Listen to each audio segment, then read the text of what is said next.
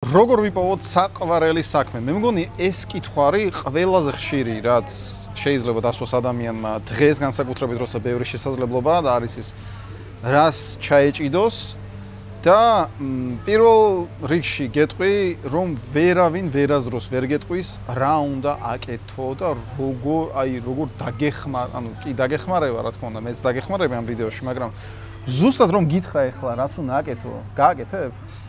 იტყვი რომ არა, ეს არა ჩემი საყვარელი საქმე. მაშინ რა უნდა გააკეთო? მაშინ მომისმინე აქ. არსებობს ფორმულა.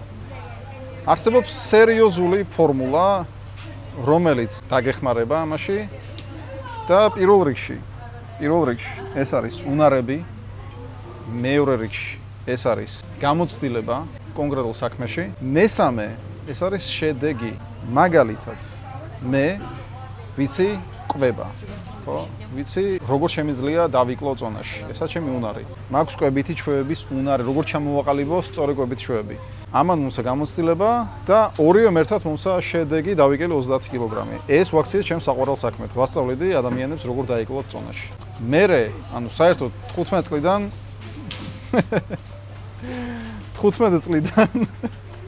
მქონდა ონლაინ ბიზნესი რაღა იყო ბიზნესი ამ რია ბავშვმა. მქონდა ბიზნესი და ვყიდი Xbox 360-ის თამაშებს. ეს არის კონსოლი, სათამაშო, რომელზეც შეგიძლია ითამაშო თამაშები, ვიდეო თამაშები. ხო და პირველი მქონდა უნარები, როგორ ჩამეწერა პირატული დისკი, მქონდა უნარები თამაშის, მქონდა უნარები, ანუ როგორ უნდა შემექნა ეს პირატული თამაში და შემდეგ მქონდა რა თქმა უნდა შედეგი, ანუ ბიზნესი უკვე 15 წლიდან ვიცოდი რა არის. და ეხლა ვასწავლი ზუსტად ბიზნესს ადამიანებს, მარკეტინგს და ბიზნესს, გაყიდვებს, როგორ მოიზიდოს ყიდულთუნარიანი აუდიტორიის ყურადღება და ამ შემდეგ.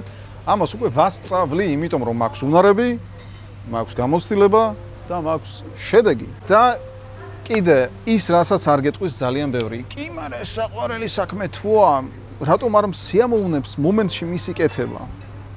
გამარჯობა შენი. შენი საყვარელი საქმე გატენილია უსიამოვნო ქმედებებით. არავინ მოგატყუოს, რომ ყოველი წამი უნდა ქსიამოვნებდეს იმის, რასაც აკეთებს. შანსი არ არის. ყველაზე მეტად იცი რა ქსიამოვნებს? არაფრის კეთება. ეხლა რომ დაეგდო დივანზე, უყურა სერიალს Netflix-ზე და ჭამო ჩიფსები.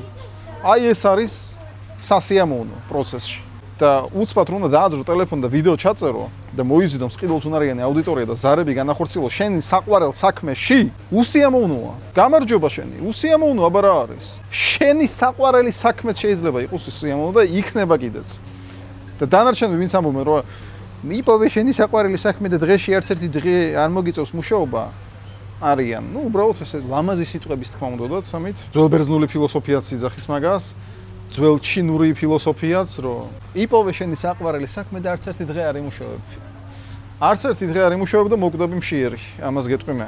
ამიტომაც, იმის გარდა რომ გჭირდება უნარები, გამოცდილება და შედეგი შენ საყვარელ საქმეში, კიდე უნდა ქონდეს უნარი იმისა, რომ აიტანო ნეგატიური ფიქრები, ნეგატიური აზრები და მოუთმინო ნეგატიურ აზრებს. როცა არ გინდა ასე თუ ისე მუშაობ, მაგრამ ყოველ ჯერზე, როცა მე ვიცოდი, რომ ნეგატიური აზრები მოდის, ესე იგი ახლოს არის რაღაც შედეგი. ესე იგი უნდა გავუძლო ამ პერიოდს, რომ მე ამოვისუნთქო, კარგი შედეგი მქონდეს. ისევ ნეგატიური აზრების მოთმენა, ისევ მაგარი შედეგი. ისევ ნეგატიური აზრების მოთმენა, ისევ მაგარი შედეგი და ეს ყველაფერი ხდება შენ საყვარელ საქმეში. წარმოიდგინე. შენ საყვარელ საქმეში გიწევს ნეგატივის ატანა. და რა ხდება, როცა არასაყვარელ საქმეს აკეთებ? როგორ აკეთებ საერთოდ არასაყვარელ საქმეს? დღესვე მორჩი არასაყვარელ საქმეს და მიხედე საყვარელ საქმეს. საყვარელი საქმეც გატენილია ნეგატივით. მოემზადე აქვე გეუნები, ამას ბევრი არ გეუნება. რას ქვია საყვარელ საქმეში არ სიამოვნებს? ხო, არ უნდა ქსიამოვნებდეს.